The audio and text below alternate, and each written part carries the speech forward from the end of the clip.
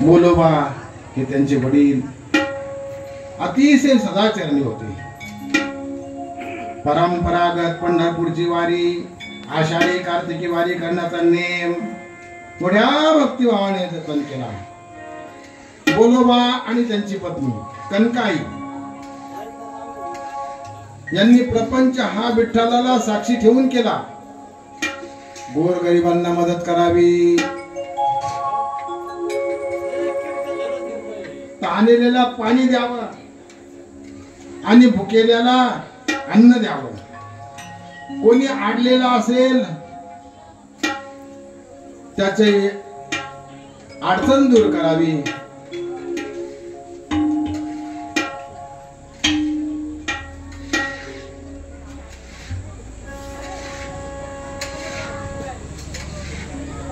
पंचक्रोशीची महाजनकी होती.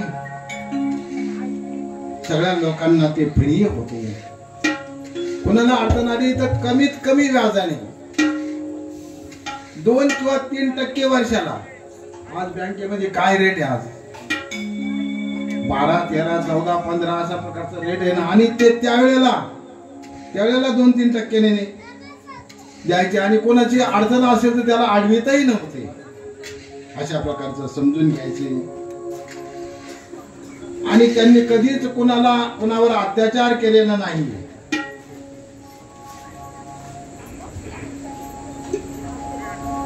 देहू गावात इंद्रायणीच्या काठावर महाजनांचं दुकान. बाहेर गावचे लोक त्या ठिकाणी खरेदी करायला यायचे. त्याला लागूनच मोठा वाडा होता त्यांचा. शेजारी आमराईमध्ये विठ्ठल रुक्माईचं मंदिर त्यांनीच बांधलं होतं.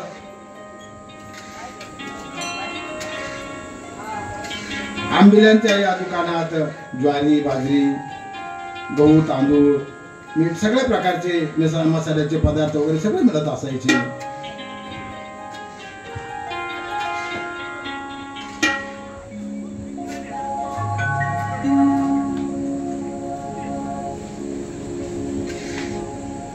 आजूबाजूचे सगळे लोक त्यांना मानत असायचे.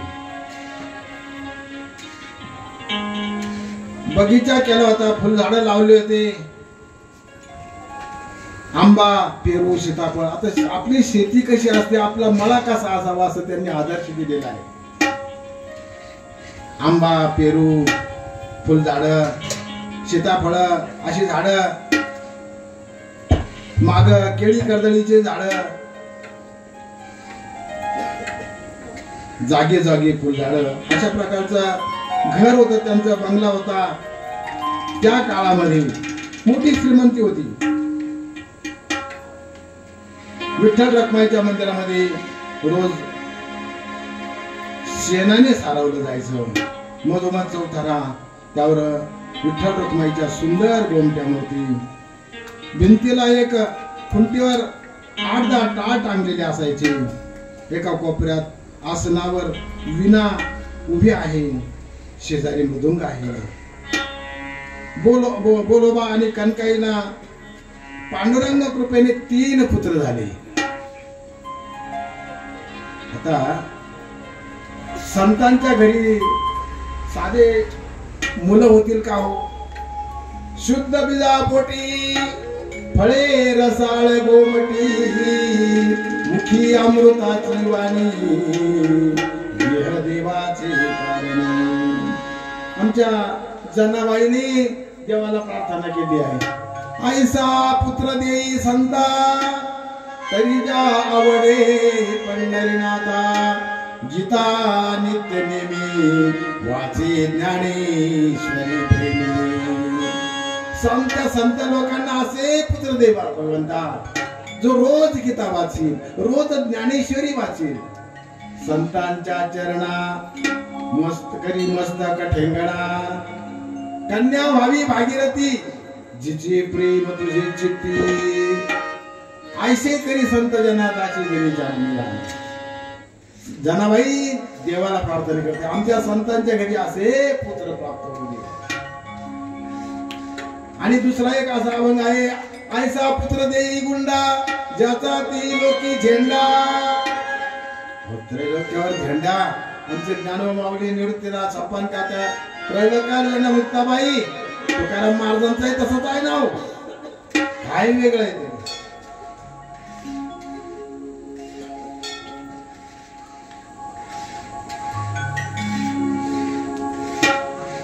बंगालमधील चंद्रगिरी गावामध्ये मच्छिंद्रनाथ गेले होते प्रसंग थोडा याचाच आहे तो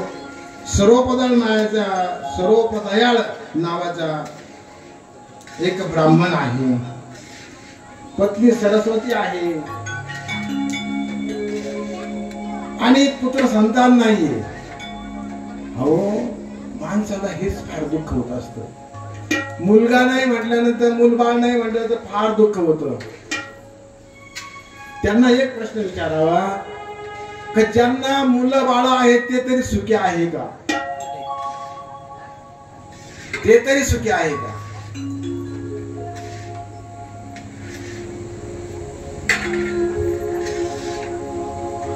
मच्छिंद्रनाथ आलाप निरंजन दारात येऊन त्यांनी आवाज दिलेला आहे ती सरस्वती माता बाहेर आली आणि तिने भिक्षा तर दिली परंतु नाराज चेहरा पाहिल्यानंतर मच्छिंद्रनाथांनी विचारलं आई साहेब तुम्ही नाराज का दिसता पुत्र संतान नाही सगळं काही ऐश्वर्य आहे भरपूर श्रीमंती असते बऱ्याच ठिकाणी असं असतं संपत्ती भरपूर पण तो मुलबाळ नाहीये दशरथ राजाची काय अवस्था होती राजा आहे सार्वभौम राजा आहे परंतु मुलबाळ नव्हतं दुःखी असायचा कुस पवित्र झाली नाही काहीतरी उपाय सांगा मच्छिंद्रनाथांनी विचार केला ठीक आहे म्हटले भस्माची मुठी दिली जा म्हणले संध्याकाळी झोपायच्या वेळेला सेवन करा उत्कृष्ट अशा प्रकारचा त्रैलोक्यात प्रसिद्ध असा भक्त मूल्य तुमच्या उदरी येईल परंतु माता भगिनीमध्ये एक असा दोष असतो बरं का काही आनंदाची बातमी जर झाली ना त्या पहिले शेजारच्या घरी जात असतात शेजारी जातात आणि शेजारी तिने तसंच केलं शेजारी गेली तिथं बराच बाळांचा घोळका होता तिनं आनंदाच्या भरात सांगितलं आता मला आमच्या घरातही बाळ खेळायला लागेल संतांचा आशीर्वाद मिळाला आणि शेजारी कधी आनंद होत असतो का दुसऱ्याला चांगलं झालं तर शेजारी काही आनंद होत असतो का त्या म्हटल्या अगं काय सरस्वती तू सुद्धा वेडी झाली का तुला काही समजत नाही का चांगली ज्ञानी आहेत आणि तू त्या गोसाव्यावर त्यांच्यावर विश्वास ठेवते हे फेकून म्हणले तिकडे ते दिवसा बायांना कुत्री करतात आणि रात्री बाया करून फिरवतात म्हटले ते अशा प्रकारचा अनेक तर्कवितर्क त्यांनी सांगितले तिने लगेच येऊ केड्यावर फेकून दिलं भस्मते 12 वर्षांनी ज्यावेळेला मच्छिंद्रनाथ ते त्या ठिकाणी आले त्यांना लगेच त्या घरासमोर आठवण आली की या इथं मी भस्म दिलेला आहे आलाप निरंजन लगेच ती आली आल्यानंतर तिला विचारलं माई मी 12 वर्षापूर्वी या ठिकाणी आलो होतो दाखवतो पुत्र कुठे आहे तो बाई खोटं बोलली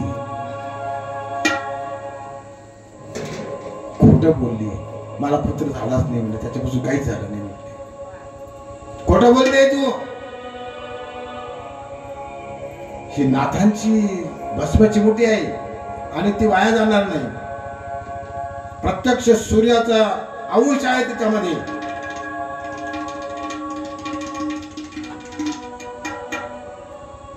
सांग लवकर नाही तर मी तुला शाप देईल म्हटले मग गडबडली घाबरली चुकलं म्हणले माझे आणि मी तिने खरी परिस्थिती सांगून टाकली म्हणजे फार मोठी चूक केलेली. तो कुठेही म्हणजे कुठे टाकली ती भस्माची मोठी दाखव म्हणजे तिथे नक्कीच पुत्र झालेला असणार आहे म्हणजे. तिने दाखवला तो उकिरड्यावर तो टाकलेला होता आणि गेले आणि आवाज दिला, हे बाळ, तू 12 वर्षी या उकिरड्यात राहिलेला आहे म्हणून तुझं नाव गोरक्षनाथ ठेवलं. तू लवकर बाहेर ये. त्यांनी लगेच आदेश गुरु महाराज, परंतु इथं माझ्या डोक्यावर जे असलेले तो राखेचा ढिगारा आहे तो थोडासा दूर करा. मच्छिंद्रनाथाने तो ढिगारा थोडासा बाजूला केला आणि गोरक्षनाथाचा दिव्य रूपाने 12 वर्षाचा मुलगा बाहेर आला. ते पाहिल्यानंतर त्या बाईला म्हटले, मच्छिंद्रनाथ, तू फार मोठी चूक केली म्हटले. हा मुलगा तुझा असायला पाहिजे होता. फार मोठी चूक केली, इथून लवकर निघून जा नाही तर मी तुला शाप देईन म्हटले. तोच गोरक्षनाथ उकिरड्यामध्ये जन्माला आला म्हणून त्याचं नाव गोरक्षनाथ ठेवलं.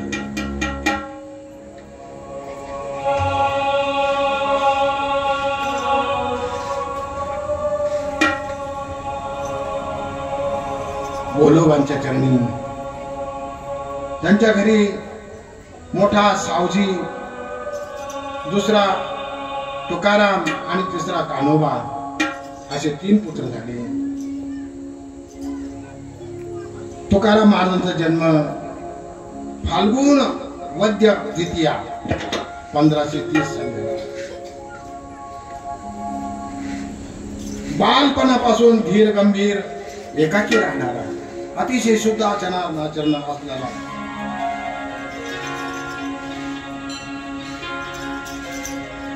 आणि लहान जो कान्हा होता तो थोडा खेळकर असायचा, अवखळा असायचा. तो तुकादा तुकादा तुकादा म्हणून त्याच्या मागे मागे पळायचा तो. आणि त्याच्याबरोबर रानातही गेला एकदा तो. इंद्रायणी नदीच्या एका अंगाला भंडारा डोंगर आहे, त्या डोंगराच्या खाली सुदुंबरे नावाचे गाव आहे.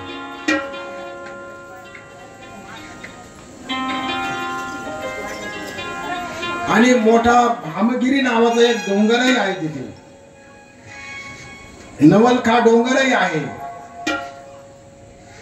आणि तिथे एक गुरे चारण्यासाठी त्यांचा घरचा ठेवलेला मनुष्य त्यांनी बरोबर नेला होता. हिरवेगार वस्त्र पृथ्वीने धारण केलेले आहे असं दृश्य गोड वाटायचं. मोठे मोठे वृक्ष, छोटी छोटी झाडे, वेली आणि दृष्टी दूरवर न्यावी असे निळे निळे आनंद आकाश.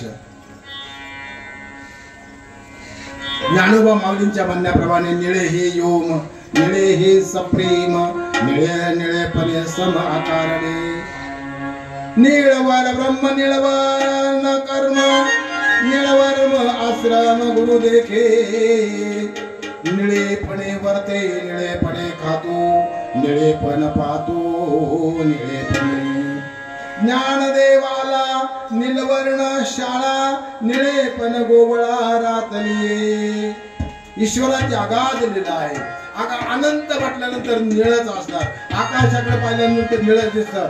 खोल समुद्र जरी पाहिला, पाणी पाहिलं तर निळच दिसतं. आणि त्यावेळेला हे मुलं त्या ठिकाणी गेलेले आहेत. आणि सालकरी होता त्यांच्याकडे. सालकरी पहिले होते सालकरी. त्याला 8 शेरी आणि काही पैसे असं काही 5,000 2,000 असं वर्षाला द्यायची आणि तो वर्षभर काम करीत असायचा कुटुंबावर. तो गाई घेऊन गेलेला होता. त्यांच्याबरोबर हे मुलं गेली होती. आणि तिथे एक मुलगा भेटला. त्याने सांगितलं मी संतू तेली आहे म्हणजे. संतू तेली जगणारे. दुसरा एक होता मी व्यंकू आहे म्हणजे. तुकारामाने सांगितलं की मी तुकाराम बरोबा आंबिले. आणि त्यांनी विचारलं तू विटी दांडू खेळायला ना येतोस का. तुकोबांनी सांगितलं मी शिंदे काकाला विचारतो. म्हणजे जो कामगार आहे त्यांच्या घरचा, त्या कामगाराला सुद्धा वडिलांप्रमाणे मान देऊन विचारलं, काका मी जाऊ खेळायला? आणि त्यांनी जा पण लवकर ये, मी बोलावल्यानंतर ये. बाळाचे पाय पाळण्यात दिसतात. लहानपणापासून असा गोड स्वभाव तुकारामाचा. शास्त्रामध्ये सांगितले, लालयेत पंचवर्षाणी दशवर्षानि ताडये प्राप्ते तु षोडशे वर्षे पुत्र मित्र आचरित. 5 वर्षापर्यंत मुलाचं लालन पालन करायचं असतं, गोड सांभाळायचं असतं. तिथून पुढे 10 वर्षे त्याला थोडं ताडा नाही करायचं आहे, त्याला शिक्षा करू नाही, त्याला समजावून सांगायचंय, शिकायचंय त्याला. आणि ज्या वेळेला तो 16 वर्षाचा होईल त्यावेळेला त्याला ताडण करता येणार नाही. 16 वर्षाचा झाल्यानंतर त्याला मित्रासारखं वागवायचं आहे. आणि कदाचित आपण जर त्याला ताडण करायचा प्रयत्न केला तर उलटण्याची शक्यता असते. म्हणून मोठ्या मुलाला समजावूनच सांगणं गरजेचं असतं. किती दांडू खेळायला लागलेले आहेत. आणि शास्त्रीजी महाराज यांनीच हे सगळं नियोजन केलेलं आहे. आम्हाला इथं बसून दिलं आणि ते अजून काही सप्ताह त्यांनी सुरुवात केली. धर्म कार्य करतायत लोकांना. या महाराज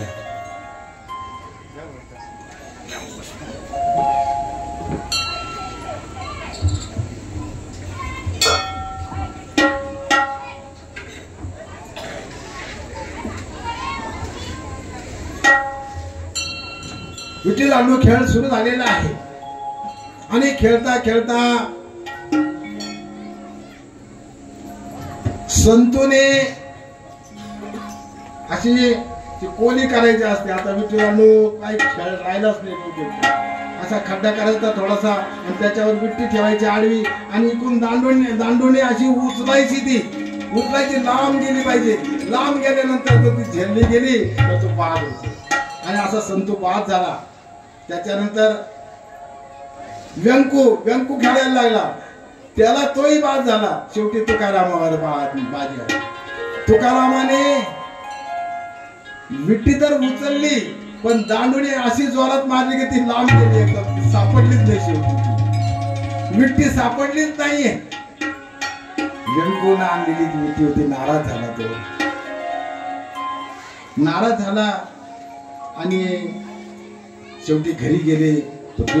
संध्याकाळी गेल्यानंतर तुकारामान लगेच सरपणामधलं एक असं सुंदर अशा प्रकारचं काठी घेतली आणि तिचे विठीचे दोन विठीच्या मापाचे 2 तुकडे केले. त्याला टोक केले आणि 2 विठ्या दुसऱ्या दिवशी घेऊन गेले. व्यंकू म्हटला माझी एकच होती, ह्या 2 राहू दे म्हटले. अर्थात त्यांचा खेळ म्हणतो बऱ्याच प्रकारचे खेळ खेळले ते. हमामा पोरा हमामा पोरा हमामा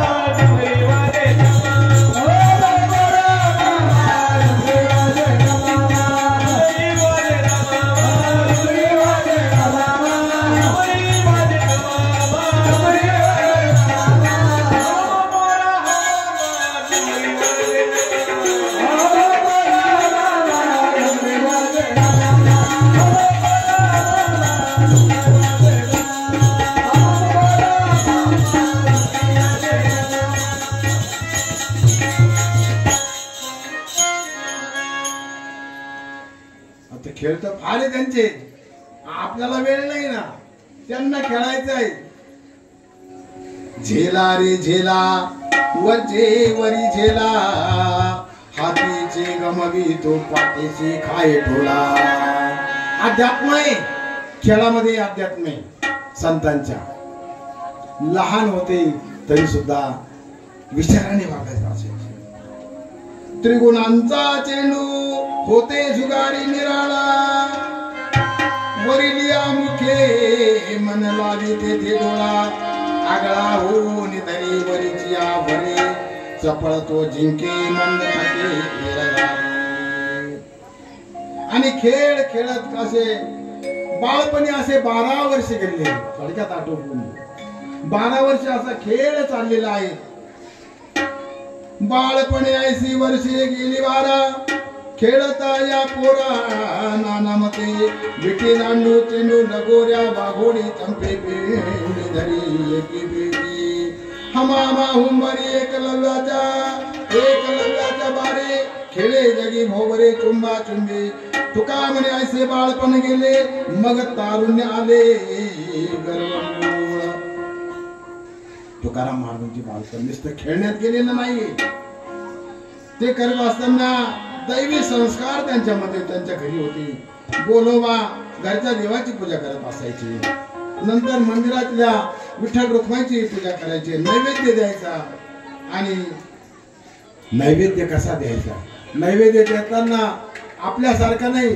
नैवेद्य दाखवायचा निघून यायचं तसं नाही की नामदेव महाराजांचा अभंग आहे केशवा माधवा गोविंदा गोपाळा जेविती कृपाळा पांडुरंगा अच्युता वामना दशरथ नंदना जेवितो कृष्णा पांडुरंगा कृष्ण विष्णू हरी मधुसूदन मुरारी जेवितो नरहरी पांडुरंगा ऐसे ग्लानी करता विठ्ठल पावला नैवेद्य सेविला नामयाचा विनंती करायची देवा अरे तू शबरीची गोष्टी बरे खाल्ले सुदामदेवाची कोरडे पोहे भक्षण केले आणि अशा प्रकारे आमचा सुद्धा नैवेद्य नामदेवाच्या हातून दूध पिला नामदेवाच्या हातून जेवला आमचा हा नैवेद्य जेवा करा प्रार्थना देवाला देव नक्की तुमचा प्रसाद घेतल्याशिवाय खाल्ल्याशिवाय राहणार नाही आणि तोच प्रसाद आपल्या सर्व प्रसादामध्ये मिक्स करायचा असतो सर्व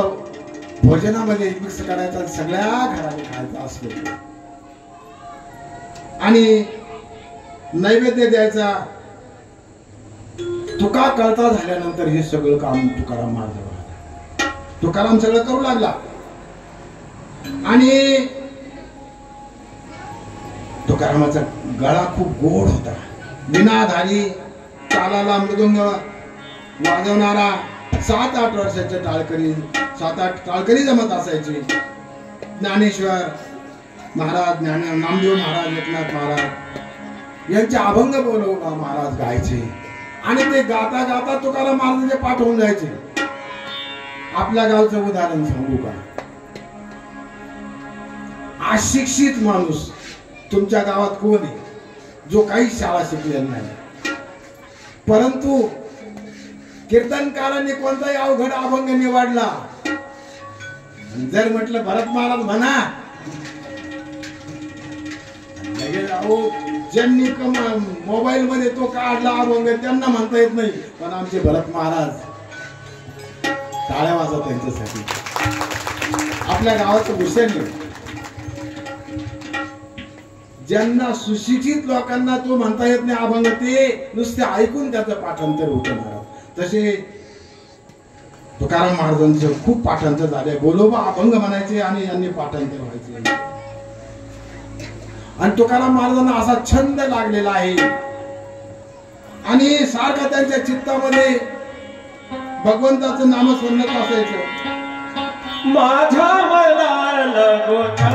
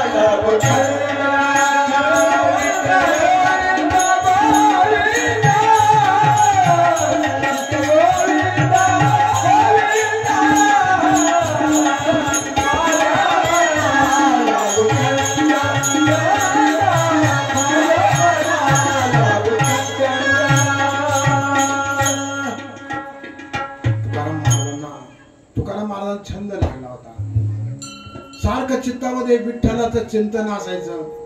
विठ्ठल हा चित्ती गोड लागे गाता किती, आम्हा विठ्ठल जीवन टाळची फुलिया धन. विठ्ठल विठ्ठल वाणी अमृत हे संजीवनी, रंगला या रंगी तुका विठ्ठल सर्वांगी, आम्हा विठ्ठल जीवन टाळची फुलिया. सारखे चिंतनात असायचे. एक दिवस दुपारचा प्रसंग आहे. तुकोबा घरातच होते आणि कान्होबा धावत धावत आला आणि तुकादा तुकादा तुकादा असं करीत आला त्याच्याजवळ. आणि हे बघ मी काय आणलं म्हणली. काय आणलं होतं त्याने, काय आणलं रे.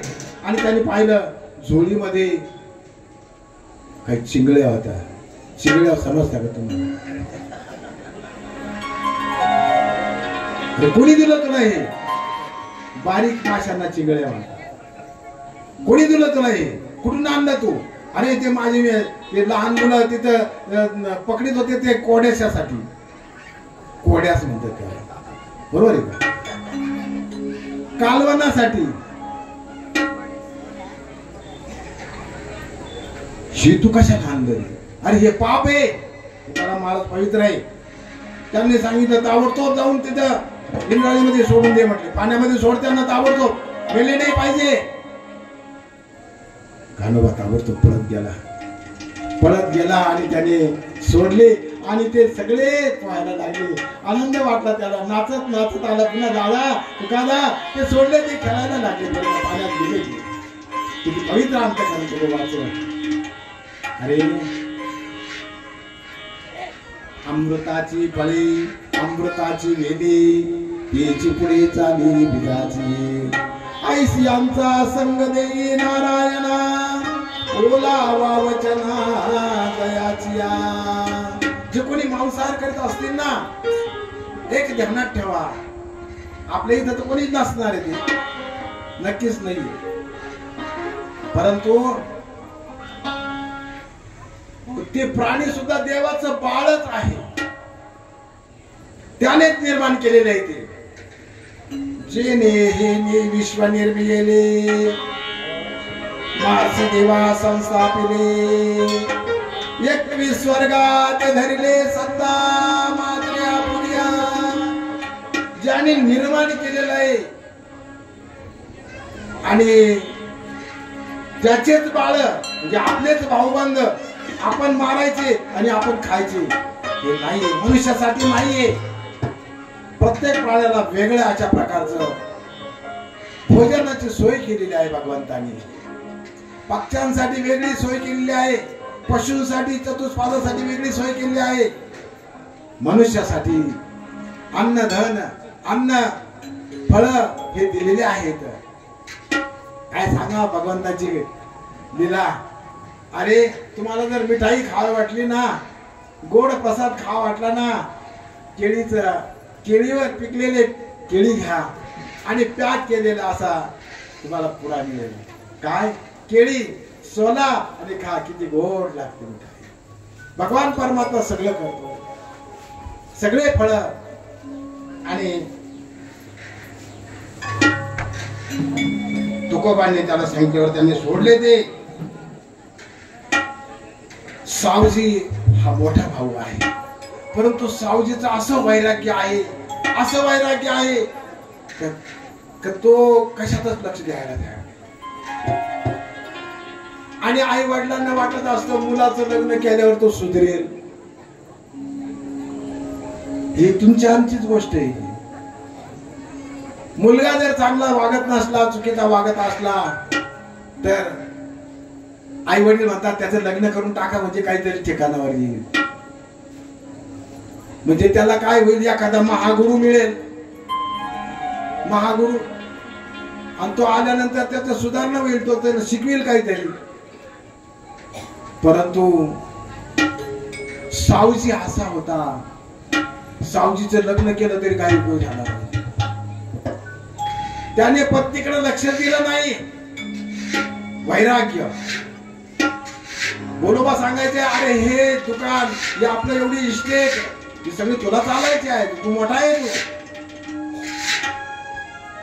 सावजीने सांगा मला त्याच्यात काही रस नाही. तुम्ही जर हा व्यवसाय करताय, पापाचा पैसा जमा करत होते तुम्ही, लोकांना व्याजाने पैसे देतात, हे पाप आहे, मला ते करायचं नाही.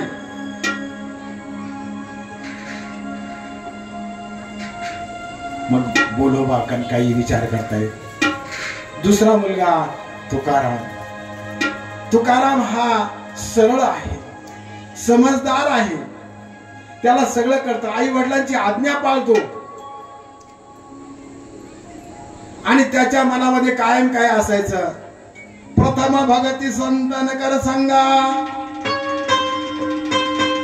दुसरी रती मम कथा प्रसंगा. पहिली भक्ती काय असेल तर संतांची संगती. पहिलं प्रथम असं काय आहे का, आपलं हे शरीर अतिशय दुर्लभ आहे. दुर्लभ हो मानुषो देहो देही राम क्षण भंगुरा, तत्रापि दुर्लभम मन्ये वैकुंठ प्रिय दर्शना. दुर्लभ आहे. त्याच्यामध्ये पुन्हा अजून 3 गोष्टी दुर्लभ सांगितलेल्या आहे. दुर्लभम त्रयमेवैतत् दैवानुग्रह हेतुकम मनुष्यत्वम मुमुक्षित्वम महापुरुष संश्रयः. मनुष्यत्व मिळालं तरी सुद्धा त्याच्यात भगवत भक्ती निर्माण झाली पाहिजे. प्रथम भगती संतन कर संगा. संत मिळाले पाहिजे ना हो. तुम्ही आम्ही भाग्यवान आहे. परमपूज्य गुरुवर्य नारायणगिरीजी महाराजांचं आपल्याला दर्शन झालं आणि त्यांचे आशीर्वाद आपल्याला मिळाले, त्यांची कीर्तन ऐकले, त्यांचे शब्द ऐकले. अहो हजारो वर्ष तपश्चर्या करून ज्यांना संतांचं चांगलं दर्शन होत नाही, अनंत जन्माचं पुण्य एकत्र आल्यानंतर संतांचं दर्शन होतं. नाथ महाराजांनी एकनाथी भागवतामध्ये सांगितले, निष्कामता निज दृष्टी अनंत पुण्य कोट्यानुकोटी, रोकड्या नाही जे पाठोपाठी, तय होय भेटी हरिप्रियाची. अनंत जन्मात निष्काम अशा प्रकारचा पुण्य केला असेल. तुकाराम तुकाराम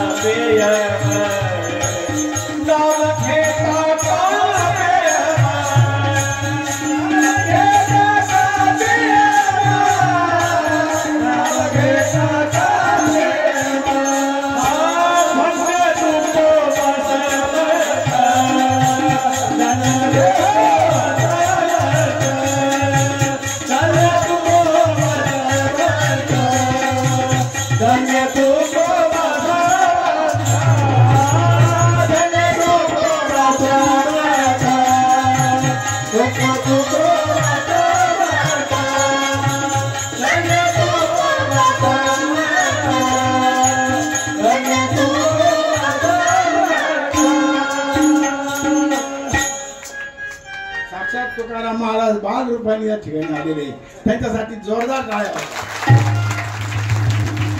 जगद्गुरु तुकाराम महाराज.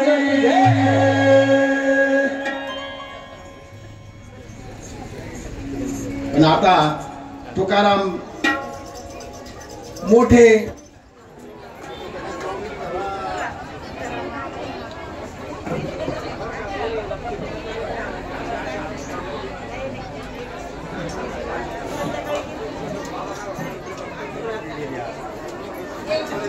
आशा आशा आहे हो.